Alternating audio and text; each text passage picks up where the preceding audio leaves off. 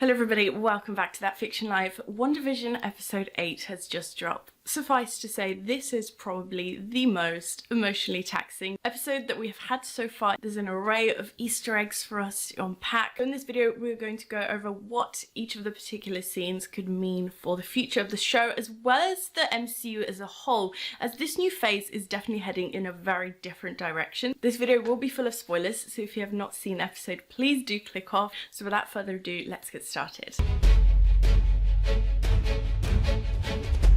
So welcome to episode 8, where we find out that everything has been a lie. The episode opens in the 17th century and we see our alleged antagonist Agatha Harkness in Salem being tried for her crimes. And Salem, of course, is famed for its witch trials. Now, many Marvel characters have had their origins rooted in real history. As the most obvious example is perhaps Captain America. He fought in the World War. Now, taking our attention to the comics, the introduction of Salem itself is very pertinent to some of the comic book plot lines that surrounds Wanda and Vision and Agatha herself as the Scarlet Witch, which we will get onto later on.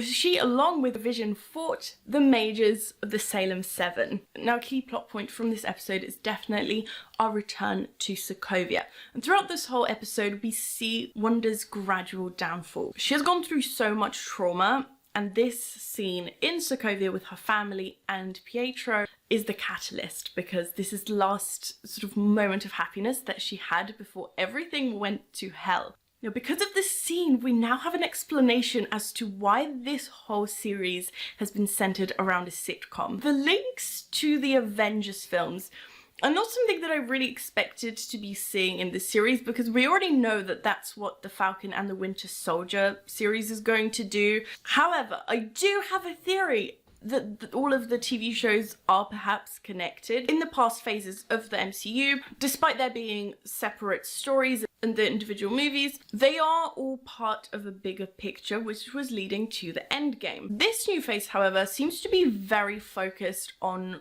multiverses. We know that there's a Doctor Strange movie coming.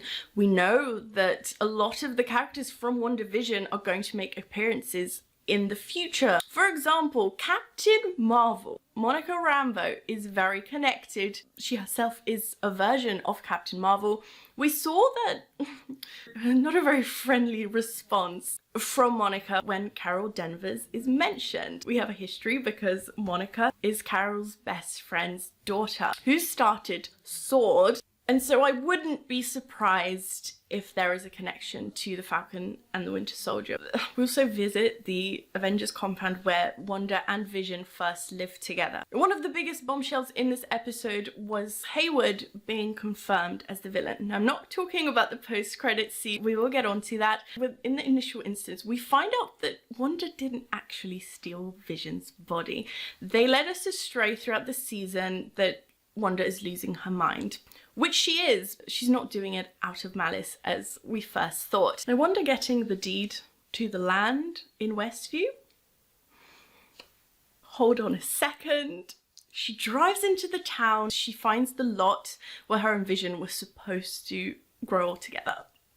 So it's these moments that led to that final straw where she erupts with power and effectively kidnaps this entire town. This episode definitely exposed all of the lies that we were told. We can't forget the fact that Wanda keeps saying that I don't know how I did this. I'm not manipulating all of this. Agatha behind the camera last episode was a huge red herring. They tried too hard to tell us that Wanda isn't the villain.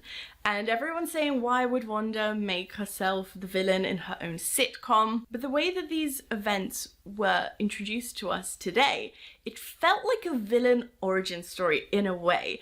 And it's possible that she could go up against Doctor Strange in the next Doctor Strange film. Even if she's doing all of these things unintentionally, if she is forced to see Vision die a third time, which we will talk about in a second, that could be the ultimate breaking point. Now let's talk about Hayward being the villain. So yes, we know that he was hella sketchy and suspicious throughout this season, But that was coming across as quite too obvious for me. So the fact that he is revealed, he was the mastermind behind everyone thinking Wanda is evil, was a surprise in itself because of that. And I quite like that because that does suggest Agatha may not be the villain, which means that she can quite effortlessly be carried over to a future project. Perhaps her and Scarlet Witch are going to be a team in the Doctor Strange film. I think that would be epic, because now that we have confirmation that Wanda is the Scarlet Witch, we all knew it all along, but it's so nice to hear someone finally say it.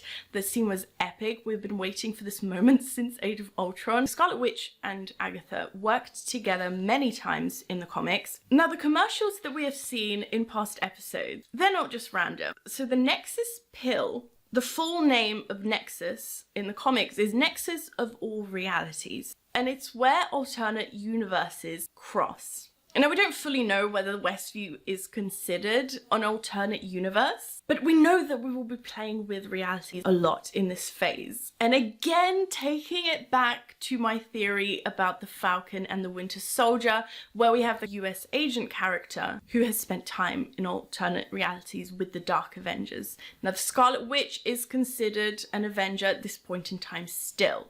But what if we take her down the dark route? Does that now mean that we're going to be seeing all of these characters from the comics that have experience with these kind of antagonist superheroes? Now, the post-credit scene, I think, is when everyone just full on died, because seeing the white Vision, first of all, it takes it all the way back to Infinity War, where we saw Vision just completely lose all of his colour. But this version of Vision is also quite a key character in some of the comics. So this new version of Vision in the comics does not get his memories back. So this is why I think that Wanda may reach an even further breaking point, because she is going to have to kill him again, as he has no recollection about who he is. Hayward is now using him as a weapon. Now we have a connection to another villain, Mephisto, and the twins are allegedly made up of fragments of his soul. Now I think that adds too many characters because we only have one episode to go.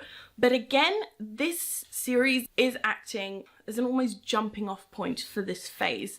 So it's kind of introducing us to the possibilities of the future films and series. So those are some of the key moments from episode 8 of WandaVision. What are some of your theories? Which characters are you most looking forward to seeing next episodes? Do let me know. I want to keep on discussing, because this episode was filled with so much turmoil. I'm absolutely heartbroken for her. I don't know how much more she can endure before becoming a full-on villain. So that's definitely a possibility. But that's all for this video. Make sure to give this video a thumbs up if you enjoyed it, and subscribe to my channel if you haven't already. Thank you so much for watching, and I'll see you next time. Bye!